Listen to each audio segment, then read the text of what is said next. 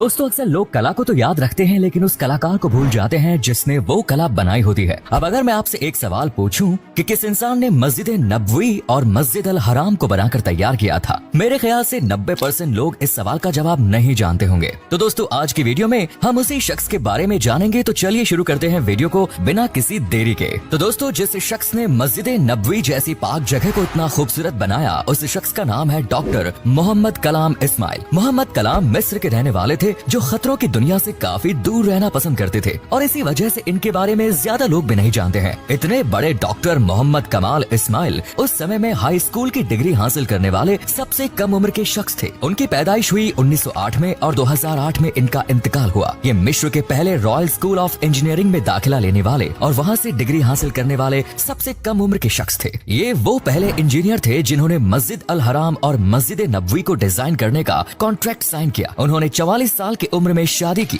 उनकी बीवी ने एक बेटे को जन्म दिया और उनकी बीवी का इंतकाल हो गया। इसके बाद वो अकेले रहे और मौत तक अपना पूरा वक्त अल्लाह की इबादत में लगाते रहे। उन्होंने 100 साल की उम्र पाई और पूरे 100 सालों में उन्होंने मीडिया, अखबार और बहुत सारी सुर्खियों से गुमनाम रहकर 2 मस्जिदों की खिदमत में उन्होंने वक्त गुजारा। अब ये सोचने वाली बात है कि इन दोनों मस्जिदों को बनाने का काम अल्लाह ताला ने सिर्फ मोहम्मद कमाल इस्माइल को ही क्यों दिया? तो दोस्तों कुछ ऐसी बातें हैं जिनके बिना पर अल्लाह ताला ने इस मुबारक काम को डॉक्टर मोहम्मद कौल इस्माइल से ही करवाया। दोस्तों मस्जिद अल हराम और मस्जिद नबवी में बिछाए गए मार्बल की एक बड़ी दिलचस्प कहानी है जिसे सुनकर आपका ईमान ताजा हो जाएगा। जिन पत्थरों का इस्तेमाल मस्जिद नबवी को बनाने में किया गया है वो काफी नायाब है, जो पूरी दुनिया में सिर्फ ग्रीस के छोटे से पहाड़ में मौजूद है और इसकी हैसियत ये है कि ये गर्मी में भी जमीन को ठंडा रखता है। डॉक्टर कमाल सफर करके ग्रीस पहुँचे और हरम के लिए तकरीबन आधा पहाड़ खरीदने का कॉन्ट्रैक्ट साइन किया। कॉन्ट्रैक्ट साइन करके वो वापस मक्का लौटे और सफेद पत्थर भी आ गया और हरम शरीफ में पत्थर को लगाया गया। जब हरम शरीफ की तामीर पूरी हुई तो सऊदी किंग ने डॉक्टर कमाल को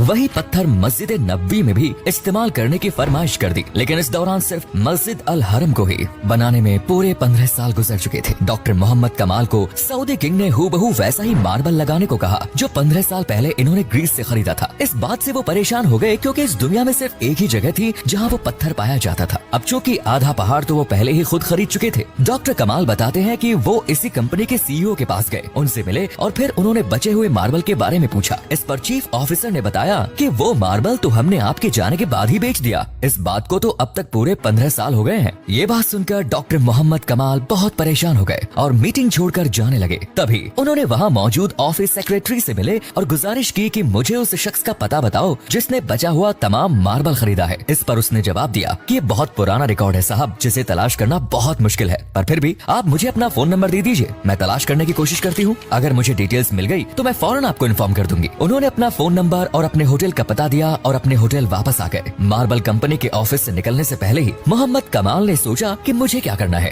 किसी ने भी खरीदा हो अल्लाह खुद ही बंदोबस्त कर देगा इंशाअल्लाह। फिर अगले दिन एयरपोर्ट पर जाने से कुछ घंटे पहले उन्हें एक फोन आया कि मुझे मार्बल के खरीदार का पता मिल गया है। डॉक्टर मोहम्मद कमाल ये सुनकर बहुत खुश हुए, लेकिन साथ ही साथ उन्हें ये भी डर था कि इतना लंबा अरसा गुजरने के बाद इस खरीदार से मुलाकात हो पाएगी या नहीं। वो ऑफिस पहुँचे तो सेक्रेटरी ने मार्बल खरीदकर कंपनी का पता बताया। जब डॉक्टर कमाल ने वो पता देखा तो उनका दिल कुछ देर के लिए धड़कना भूल गया। फिर उन्होंने जोर से सांस ली क्योंकि वो कंपनी जिसने मार्बल खरीदा था वो एक सऊदी कंपनी थी। डॉक्टर कमाल ने तुरंत सऊदी की फ्लाइट पकड़ी और उसी दिन वो सऊदी पहुंच गए और सीधा उस मार्बल खरीदने वाली कंपनी के पास गए और जाते ही मालिक से मिलके पूछा कि जो मार्बल आपने ग्रीस से खरीदा था उसका आपने क्या किया? तो उसने जवाब दिया कि मुझे कुछ याद नहीं। उसने अपने स्टोर डिपार्टमेंट से बात करवा दी और उनसे पूछा कि वो सफेद मार्बल जो ग्रीस से मंगवाया था वो कहाँ है? तो स्टोर वालों ने कहा कि वो सारा का सारा मार्बल मौजूद है और इसको कभी भी इस्तेमाल ही नहीं किया। ये सब सुनकर डॉक्टर मोहम्मद कमाल इस्माइल एक बच्चे की तरह रोने लगे और कंपनी के मालिक को पूरी कहानी सुनाई। फिर कंपनी के मालिक को ब्लैंक चेक दिया और कहा इसमें जितनी चाहे उतनी रकम भर ले और सारा मार्बल मेरे हवाले कर दे। फिर कंपनी के मालिक को जब ये पता चला कि ये तमाम मार्बल हमारे प्यारे नबी हजरत मोहम्मद मुस्तफा की मस्जिद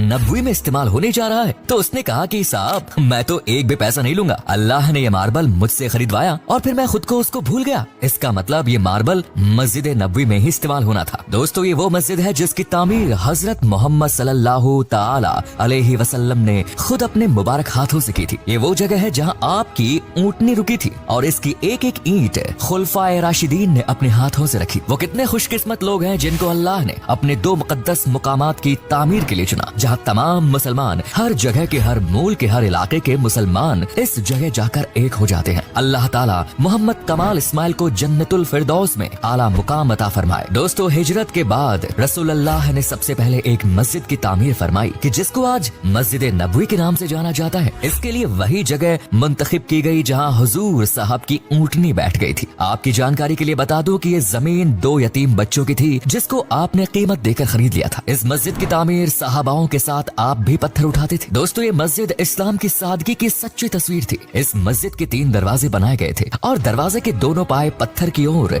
दीवारें कच्ची ईंट और गारे की बनाई गई। किले की दीवार से पिछली दीवार तक 100 हाथ की लंबाई थी। ये मस्जिद सिर्फ नमाज अदा करने के लिए नहीं बल्कि इस्लामी तालीम और तबलीग करने के लिए एक मरकज भी थी। इस मस्जिद के इमाम अल्लाह के प्यारे नबी सल्लल्लाहु ताला अलैहि वसल्लम और इसके नमाजी साहबे हईकराम जैसी मुकद्दस हस्तियां थी। दोस्तों, ये सवाल शायद आपके मन में भी जरूर आया होगा कि अगर डॉक्टर मोहम्मद कमाल इस्माइल इस्लाम से इतना करीब थे और ईमान कितने मजबूत थे तो फिर उन्होंने इस पाक जगह को डिजाइन करने के लिए पैसे लिए थे या नहीं? इसका जवाब है नहीं। किंग फहद की तमाम कोशिशों के बावजूद इन्होंने अपने इंजीनियरिंग, डिजाइन और आर्किटेक्चर निगरानी के लिए एक पैसा भी लेने से इनकार कर दिया था। पैसे लेने से मना करते हुए उन्होंने किंग फहद से कहा, मुझे इन 2 मुकद्दस मस्जिदों में काम करने के लिए पैसे क्यों लेने चाहिए? अगर मैं ऐसा करता हूँ तो मैं आखिरत में अल्लाह ताला को क्या मुंह दिखाऊंगा? मुझे दुनिया के साथ साथ आखिरत को भी ध्यान में रखना है। इसीलिए उन्होंने एक पैसा भी अपने काम में नहीं लिया। आपको शायद पता न हो, लेकिन उस समय मस्जिद नबवी और मस्जिद अल हराम बनाने में कई बिलियन डॉलर लगे थे। अगर डॉक्टर इस्माइल चाहते तो इसमें करोड़ों रुपयों का फायदा कर सकते थे, लेकिन मजबूत ईमान होने की वजह से उन्होंने एक पैसा भी लेना इनकार कर। हुजूर पाक सल्लल्लाहु ताला अलैहि वसल्लम के जिस्म मुबारक को चुराने के लिए 2 ईसाई पहुंचे। उसके बाद क्या हुआ जानकर आपके भी होश उड़ जाएंगे, इसलिए आज के इस वीडियो को पूरा जरूर देखिएगा।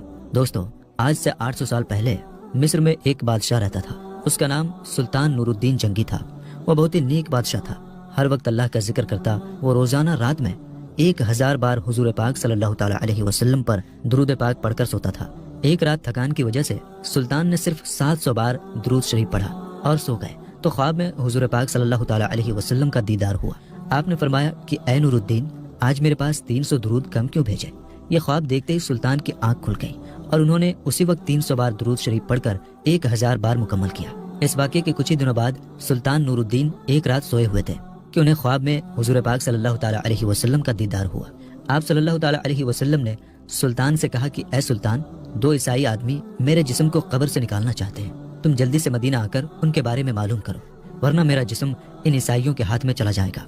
और फिर हुजूर पाक सल्लल्लाहु ताला अलैहि वसल्लम ने सुल्तान को उन दोनों आदमियों की शक्लें दिखाई। उसी वक्त सुल्तान की आंख खुल गई तो वो बेचैन हो उठे कि आखिर ये कैसा ख्वाब था और हुजूर पाक सल्लल्लाहु ताला अलैहि वसल्लम मुझसे क्या कहना चाहते थे। बिस्तर से उठे और वुजू करके 2 रकात नमाज पढ़ी और फिर लेट गए। आंख लग गई और फिर ख्वाब में हुजूर पाक सल्लल्लाहु ताला अलैहि वसल्लम का दीदार हुआ। आप फरमा रहे थे कि सुल्तान, तुम क्यों सो गए? मेरी बात पर ध्यान दो, जल्दी से मदीना आओ और मुझे इन दोनों ईसाइयों से बचाओ जो मेरा जिस्म निकालना चाहते हैं। सुल्तान फिर घबरा कर उठ बैठे। इस बार भी सुल्तान ने जाकर वुजू किया और 2 रकात नमाज पढ़ी। उनकी आंख फिर से लग गई और वो सो गए। ख्वाब में उन्हें फिर से हुजूर पाक सल्लल्लाहु ताला अलैहि वसल्लम का दीदार हुआ।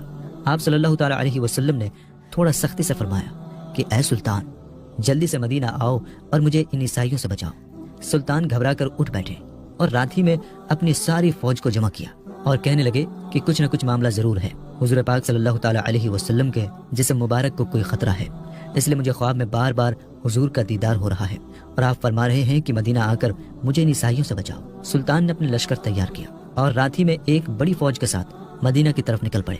2 दिनों के सफर के बाद वो मदीना पहुंचे। सुल्तान के वजीर जमालुद्दीन ने कहा कि ऐ सुल्तान, अगर आप सीधे लोगों से ये पूछेंगे कि कौन हुजूर पाक सल्लल्लाहु ताला अलैहि वसल्लम का जिस्म मुबारक निकालने की कोशिश कर रहा है तो शायद वो दोनों ईसाई चौकन्ना हो जाएं और हमारे हाथ न लगे। इसलिए आप एक काम करें कि सारे मदीना वालों को इनाम बांटने का ऐलान कर दें और फिर एक जगह पर बैठकर आप हर इनाम लेने वाले की शक्ल देखें। इस तरह आप उन दोनों ईसाइयों को आसानी से पहचान लेंगे और हमें उन्हें पकड़ना आसान होगा। सुल्तान ने कहा ठीक है, इसका इंतजाम किया जाए। और फिर सुबह होते ही पूरे मदीना में ऐलान कर दिया गया कि सुल्तान नूरुद्दीन की तरफ से तमाम मदीना वालों को इनाम बांटे जाएंगे। इनाम बांटते वक्त सुल्तान एक कुर्सी पर बैठ गए और वजीर जमालुद्दीन लोगों को एक एक करके इनाम देने लगे। सुल्तान हर आने वाले इंसान का चेहरा खूब गौर से देखते, लेकिन उन्हें वो 2 इंसान नजर नहीं आ रहे थे जिनकी शक्ल हुजूर पाक सल्लल्लाहु ताला अलैहि वसल्लम ने ख्वाब में दिखाकर सुल्तान से कहा था कि ये दोनों मुझे निकालना चाहते हैं। दोपहर का वक्त हो गया, सारे इनाम बढ़ गए, لیکن ان دو عیسائیوں کا کوئی سراغ نہ ملا۔ سلطان نے مدینہ والوں سے پوچھا کہ تم میں سے کوئی بچا تو نہیں ہے؟ لوگوں نے کہا نہیں سلطان، سارے لوگ انعام پا چکے ہیں، اب مدینہ میں کوئی انعام لینے والا نہیں بچا۔ سلطان نے کہا نہیں، ابھی 2 لوگ بچے ہیں، وہ میرے پاس حاضر نہیں ہوئے ہیں۔ تو لوگوں کی بھیڑ میں سے ایک آدمی نے کہا کہ ہاں سلطان، آپ ٹھیک کہہ رہے ہیں، ہمارے محلے میں 2 اللہ کے بڑے نیک بندے ہیں، وہ اپنے گھر سے باہر نہیں نکلتے، نہ کسی سے کوئی مطلب رکھتے ہیں، صرف نماز پڑھنے کے لیے مسجد نبوی میں آتے ہیں اور پھر اپنے گھر میں ہر وقت اللہ کی تسبیح پڑھا کرتے ہیں۔ وہ دونوں بڑے نیک آدمی ہیں، ہم لوگوں کی بہت مدد کرتے ہیں، خوب صدقہ خیرات دیتے ہیں۔ سلطان نے کہا کہ میں ان سے ملنا چاہتا ہوں۔ لوگوں نے کہا سلطان، آپ ان سے مل کر کیا کریں گے؟ وہ دونوں تو بیچارے دنیا سے الگ تھلگ اپنی عبادتوں میں لگے رہتے ہیں، دنیا داری سے انہیں کوئی مطلب نہیں۔ سلطان نے کہا کہ مجھے ان دونوں پر شک ہے کہ وہ دونوں تم سبھی کو دھوکہ دے رہے ہیں اور نیک بننے کا صرف ڈھونگ کر رہے ہیں اور تمہاری آنکھوں میں دھول جھونک رہے ہیں۔ لوگوں نے کہا سلطان، ہمارے نیک لوگوں کے بارے میں ایسی باتیں نہ کریں، وہ بہت اچھے لوگ ہیں، ہم ان کے خلاف کوئی گستاخی برداشت نہیں کریں گے۔ سلطان نور الدین نے جب دیکھا کہ لوگ ان کے خلاف ہو جائیں گے تو انہوں نے مدینہ کے حاکم کو اپنے پاس بلایا اور انہیں ساری باتیں بتا دی کہ خواب میں مجھے حضور پاک صلی اللہ تعالیٰ علیہ وسلم نے ایسی ایسی باتیں بتائی ہیں، اس لیے میں ان دونوں آدمیوں سے ملنا چاہتا ہوں۔ حاکم نے کہا کہ سلطان، آپ پریشان نہ ہوں، میں اس کا انتظام کرواتا ہوں اور جو بھی آپ کے خلاف سامنے آئے گا اسے کڑی سے کڑی سزا دی جائے گی۔ اور پھر سلطان نور الدین مدینہ کے حاکم کے ساتھ ان دونوں آدمیوں کے گھر پہنچے۔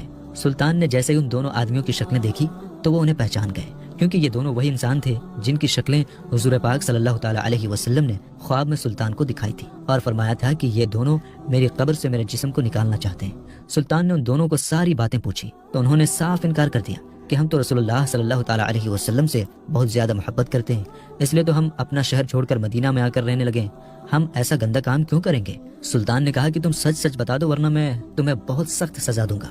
ان لوگوں نے کہا کہ اے سلطان، ہم بالکل بے قصور ہیں، تمہیں جو کرنا ہے کر سکتے ہو۔ پھر سلطان نے فوجیوں کو حکم دیا کہ ان کے گھر کا کونا کونا ڈھونڈو اور ہر چیز ہٹا کر دیکھو کہ کیا کہیں کوئی سرنگ کا نشان ملتا ہے۔ فوجیوں نے پورا گھر چھان مارا لیکن کہیں کوئی سراغ نہ ملا۔ سلطان نے خود اندر جا کر ایک ایک چیز ہٹا کر دیکھی لیکن کہیں کچھ نشان نہ ملا۔ اب تو لوگوں نے بھی کہنا شروع کر دیا کہ اے سلطان، یہ تمہاری غلط فہمی ہے، تم ہمارے اللہ والوں کو کیوں پریشان کر رہے ہو؟ مدینہ کے حاکم نے بھی سلطان سے چپکے سے کہا کہ سلطان، مجھے بھی یہ لگتا ہے کہ آپ سے کوئی غلط فہمی ہو گئی ہے، بہتر ہوگا کہ آپ ان دونوں آدمیوں کو چھوڑ دیں ورنہ اور بھی لوگ آپ کے خلاف ہو جائیں گے۔ سلطان بہت زیادہ پریشان ہو گئے۔ اس کمرے میں ایک مصلی بچھا ہوا تھا۔ سلطان نے مصلی پر کھڑے ہو کر اللہ سے فریاد کی اور سجدے میں سر رکھ کر رونے لگے اور اللہ سے مدد مانگنے لگے کہ اے میرے اللہ، میں ایک انسان ہوں، میرے اندر جتنی طاقت تھی میں نے اتنی کوشش کر لی، لیکن تیرے محبوب نے فرمایا تھا کہ یہی دونوں دھوکے باز انسان تیرے محبوب صلی اللہ تعالیٰ علیہ وسلم کا جسم مبارک نکالنا چاہتے ہیں، لیکن یا اللہ مجھے کوئی سراغ نہیں مل پا رہا، تو میری مدد فرما۔ سلطان رو رو کر اللہ سے دعا کر رہے تھے اور مدد مانگ رہے تھے کہ تبھی اللہ کی طرف سے سلطان کے دل میں یہ بات ڈالی گئی کہ اے سلطان، تم نے ان دونوں کے کمرے میں ہر چیز ہٹا کر دیکھ لی ہے، ہر طرح سے تلاشی لے لی ہے، ذرا یہ مصلی بھی تو ہٹا کر دیکھو جس پر بیٹھے تم مجھ سے دعا مانگ رہے ہو۔